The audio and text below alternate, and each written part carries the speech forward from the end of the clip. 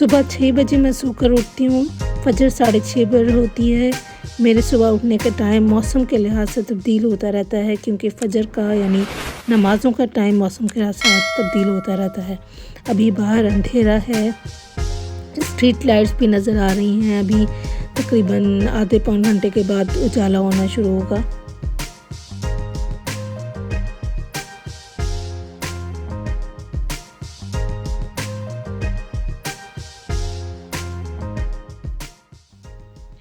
फजर की नमाज़ के बाद मैं बिस्तर ठीक करती हूँ ताकि कमरा फैला हुआ ना लगे, और जिस टाइम भी मैं अपने कमरे में आऊँ मुझे अच्छा रिलैक्सेशन का एहसास महसूस हो।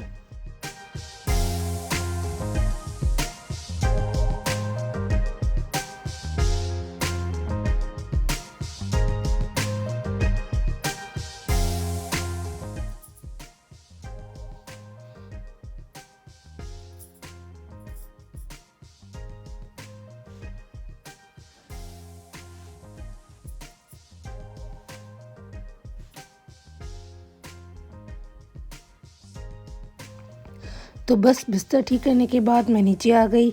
हमारे घर से ट्रैफिक सिग्नल बहुत करीब है। रात में बड़ा अच्छा व्यू लगता है, कलरफुल लाइट्स नज़र आती हैं।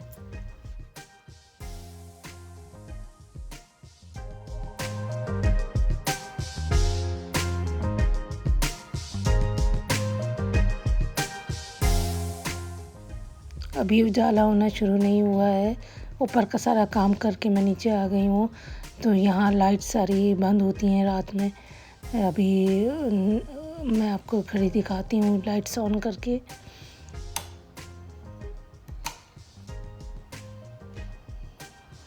ये 6:45 तकरीबन हो रहे हैं सुबह के। अभी युनाज़ा के उठने का टाइम हो गया है बच्चों का लंच तैयार करने के लिए। तो आप किचन की तरफ चलते हैं और वहाँ की सूरत हाल देखते हैं कि वहाँ क्या है। कोशिश तो मेरी यही होती है कि रात को घर समेट कर सोऊं, जैसे किचन साफ़ करके लाउंज वगैरह में जो चीज़ें फैली हुई हों इन्हें समेट कर, ताकि सुबह उठूं तो घर साफ़ हो और काम करने का दिल चाहे। तो ये बर्तन मैंने रात को धो के रख दिए थे। अब किचन की सफाई भी करके रख दी थी, और इसीलिए मैं उठी हूँ तो किचन साफ़ है। ये चूँकि खाना रात में ही बनाया था तो इसलिए ये बाहर ही है। सुबह उठकर बग़ैर कुछ खाए मैं 1 गिलास पानी ज़रूर पीती हूँ। ये सेहत के लिए अच्छा होता है, और वैसे भी पानी ज़्यादा पीना चाहिए। रात में उनाज़ा ने अफ़गानी पुलाव बनाया था, जिसमें गाजर और किशमिश फ्राई करके बटर के अंदर ऊपर से डलते हैं। बच्चों को लंच में यही देंगे। इसके अलावा सैंडविच बनाए हैं और स्नैक में फ्रूट्स वगैरह देंगे। बच्चे नाश्ता तो नहीं करते, सुबह बस दूध ही पी लेते हैं, फिर स्कूल जाकर ही खाना पीना होता है।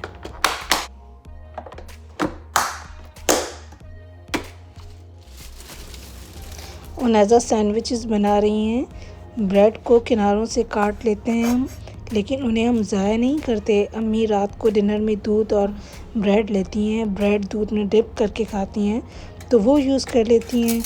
ये सैंडविचेस बच्चे बड़े शौक़ से खा लेते हैं। इनको स्मॉल पीसेस कर करके दे देते हैं ताकि खाने में आसानी रहे।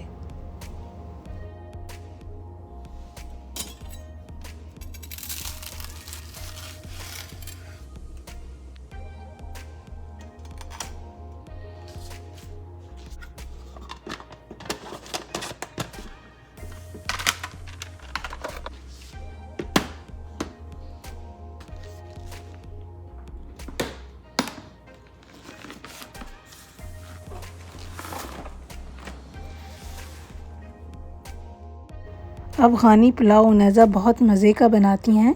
मैंने सोचा कि आज नाश्ते में भी यही ले लिया जाए। पुलाव के ऊपर गाजर और किशमिशें बटर में फ्राई करके वो डाली जाती हैं। साथ साथ मैंने सोचा कि अपने लिए चाय भी रेडी कर लूँ। आयशा सिर्फ फ्रूट लेकर जाती हैं ना लंच में, लिहाजा इसके लिए मुझे इतनी तैयारी नहीं करनी होती। लंच के लिए बस थोड़ी ही देर में लंच पैक रेडी हो जाता है। बाकी माशाअल्लाह बड़ी हो गई हैं तो अपने काम खुद ही कर लेती हैं रिस्पॉन्सिबिलिटी के साथ। मैं कहवा केटल में बना लेती हूँ और दूध कप में माइक्रोवेव में गर्म कर लेती हूँ। कहवे में मैं पत्ती चाय की बहुत अच्छी रखती हूँ ताकि वो स्ट्रॉन्ग बने और दूध मैं ज़्यादा लेती हूँ, तकरीबन हाफ़ कप दूध लेती हूँ। इस तरह से दूध पत्ती की चाय बन जाती है। मैं टी लवर नहीं हूँ, पहले मुझे काफ़ी शौक़ था चाय का। शादी से पहले जब सब बहन भाई साथ हुआ करते थे तो हर थोड़ी देर बाद एक चाय का दौर चलता था, लेकिन अब सब अपने अपने घर के हो गए तो चाय की आदत भी ख़त्म हो गई। सिर्फ़ सुबह में एक अच्छा चाय का कप चाहिए होता है दिन का आगाज़ करने के लिए।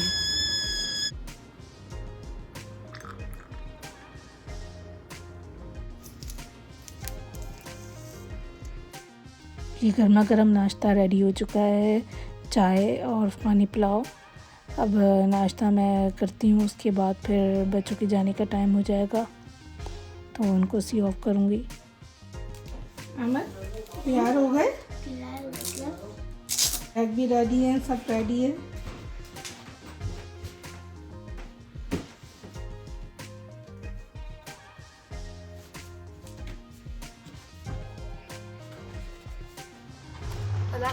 अल्लाह हाफ़िज़। आयशा के जाने के बाद, बच्चों के जाने के बाद मैं कुछ देर सो गई थी। अब मैं उठी हूँ तो आयशा की कॉल आ गई कि मुझे स्कूल से आकर ले जाएं। मैं रात में उसका टेस्ट था आज सुबह, तो रात में सो नहीं सकी सही से। कही थी मैंने इम्पॉर्टेंट क्लासेस जो थी वो ले ली हैं, तो अब मुझे आकर ले जाएं क्योंकि रात में शाम में स्विमिंग भी है उसकी, तो इसके लिए थोड़ी एनर्जी चाहिए होगी, तो मैं आकर सो जाऊंगी। तो बस उसको लेने जा रही हूँ। यहाँ मैं आयशा को लेने आ गई हूँ। ये आयशा का स्कूल है, ये मस्जिद है और साथ ही इसका हाई स्कूल भी है। अंदर क्लासेस बनी हुई हैं, ऑफिस हैं और साथ ही मस्जिद भी है। बड़ा खूबसूरत मीनार है इस मस्जिद का, दूर से इसकी लाइटिंग नज़र आती है। स्कूल पहुँची तो वहाँ तो जनाब मामला ही कुछ और था। मेरे फंसाने के लिए पूरा जाल तैयार हो चुका था। यानी आयशा ने फ़ोन लेने जाने का प्रोग्राम बना लिया था, क्योंकि आज मैं जल्दी आ गई थी, इसलिए अच्छे ख़ासे अखराजात बढ़ने वाले थे। तो जब हम पहुँचे एक ब्रांच पर, तो वहाँ आयशा ने जो अपनी सारी स्पेसिफ़िकेशंस बताई कि उसमें पर्पल कलर भी शामिल था, तो उस लोकेशन पर तमाम स्पेसिफ़िकेशन के साथ फ़ोन नहीं था। उन्होंने बताया कि दूसरी लोकेशन पर है, वो यहाँ से आधा घंटे दूर थी। फिर वहाँ के लिए हम रवाना हो गए। बेस्ट बाय इलेक्ट्रॉनिक प्रोडक्ट्स के लिए ख़ास जाना जाता है। जैसा कि आप देख सकते हैं कि कितने ह्यूज टीवी यहाँ रखे हुए हैं। इसके अलावा कैमरास, आईपैड्स, लैपटॉप और तमाम छोटी बड़ी इलेक्ट्रॉनिक एक्सेसरीज़ यहाँ अच्छी वैरायटी में अवेलेबल हैं और प्राइस भी मुनासिब हैं। यहाँ आप चीज़ों को फाइनेंस भी करवा सकते हैं। मंथली इंस्टॉलमेंट पर चीज़ें ख़रीदें और थोड़ा थोड़ा पे करते रहें। ये एक अच्छी सहूलत है। यहाँ ब्लैक फ्राइडे, बॉक्सिंग डे और दूसरे इवेंट्स पर अच्छी सेल्स भी लगती रहती हैं। बॉक्सिंग डे पर मैंने ख़ुद 55 इंच का टीवी लिया था, जिसकी रेगुलर प्राइस $1000 थी, लेकिन वो मुझे $700 में मिला था। इसके अलावा मैंने वॉल माउंट लिया, स्पीकर्स लिए, तो मिलाकर तकरीबन $800 तक का पड़ गया, जबकि वो 1200 तक का सामान था। तो मुझे अच्छी डील मिल गई थी। इस तरह यहाँ अच्छी डील्स मिल जाती हैं। यहाँ सेक्शन वाइज सामान रखा होता है और यहाँ का स्टाफ भी बड़ा कोऑपरेटिव है। कोई एक आदमी आपके लिए मखसूस हो जाता है और वो आपको प्लान की तमाम डिटेल देता है, तो मुख्तलिफ ऑप्शंस भी बताता है। जैसा आपको सूट करे आप वैसा ही प्लान ले सकते हैं।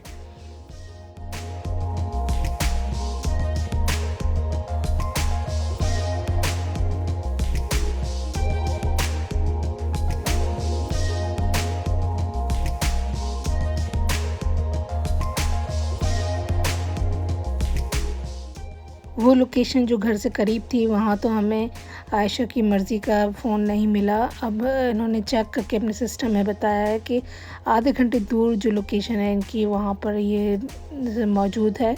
तो अब हम वहाँ जा रहे हैं। आयशा की ग्रेड 6 से ख्वाहिश थी कि मेरे पास फ़ोन हो। मैं उससे कहती रही कि ग्रेड 9 में दिलाऊंगी, फिर 9 भी गुज़र गया। फिर मैंने उससे वादा किया कि ग्रेड 10 में जाओगी तो जो उस वक्त का सबसे लेटेस्ट वाला फ़ोन होगा वो मैं तुम्हें दिलाऊंगी। तो 10 ग्रेड में उसने ग्रेड 10 में उसने ख़ुद मना कर दिया कि अभी मुझे ज़रूरत नहीं है। उस साल उसने आईपैड ख़रीद लिया। लेकिन अब जब ग्रेड 11 में उसने कहा तो भाई अब तो वादा पूरा करने का वक्त है। तो उसने i14 Pro Max 5G technology के साथ और सबसे एक्सपेंसिव फ़ोन कैरियर के साथ फ़ोन लिया। मुझे थोड़ा सा इस बात पे एतराज़ था कि जो कैरियर मैं यूज़ कर रही हूँ वो भी अच्छा चलता है, 10 GB डाटा है, लेकिन आयशा को 20 GB चाहिए था। इससे हमारा थोड़ा सा आर्ग्यू हुआ, लेकिन फिर मैंने सोचा कि इतने सालों का इंतज़ार है बच्ची का, तो मैं इस बात पे एग्री हो गई। You're putting screen protector? Yes. नया फ़ोन था तो स्क्रीन प्रोटेक्टर भी अभी लगवा लिया, इसके अलावा कवर भी ले लिया। हमारी असिस्टेंट बहुत अच्छी थी, उसने अच्छे से हमें प्लान की डिटेल समझाई और प्लान पिक करने में हमारी मदद की। बड़ी महारत से उसने स्क्रीन प्रोटेक्टर लगाया और कहा कि अगर बबल्स आ जाए तो दोबारा तुम आ सकती हो।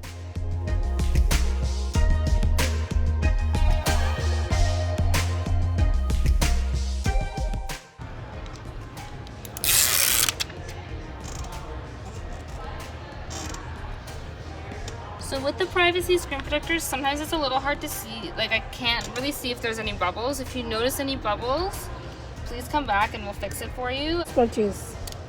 Yeah, for anything else. It never expires because it's just like a normal gift card. उस असिस्टेंट ने हमें बड़ी हेल्प की, हमें सिम डाल कर दी, कवर लगाया और स्क्रीन प्रोटेक्टर लगा कर दिया और सारा फ़ोन रेडी करके दी। मुझे फ़ोन होल्डर्स की ज़रूरत थी कार के डैशबोर्ड पे लगाने के लिए, क्योंकि GPS यूज़ करते वक्त मुझे फ़ोन को होल्डर पे लगाने की ज़रूरत होती है। तो वो मुझे यहाँ इस फ़ोन की परचेज़ पर फ्री मिल गया। इसके अलावा जो फ़ोन एक्सेसरीज़ थी वो आयशा को 50% डिस्काउंट पे मिल गई। इस सब के बाद आयशा तो बहुत खुश हो गई, लेकिन 2 साल के लिए मेरे अखराजात में बहुत इजाफ़ा हो गया और मेरे कंधों पर बोझ बढ़ गया। लेकिन खैर ये सब तो चलता है ज़िंदगी में।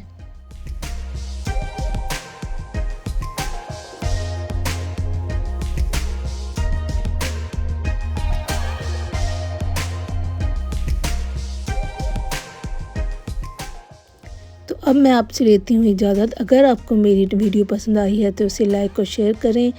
अब मेरे चैनल को सब्सक्राइब करना ज़रूर याद रखें। अपने प्यारों का रखिएगा ख्याल, मुझे रखिएगा दुआ में याद। फिर मिलूँगी एक अच्छी सी वीडियो के साथ, तब तक के लिए अल्लाह हाफ़िज़।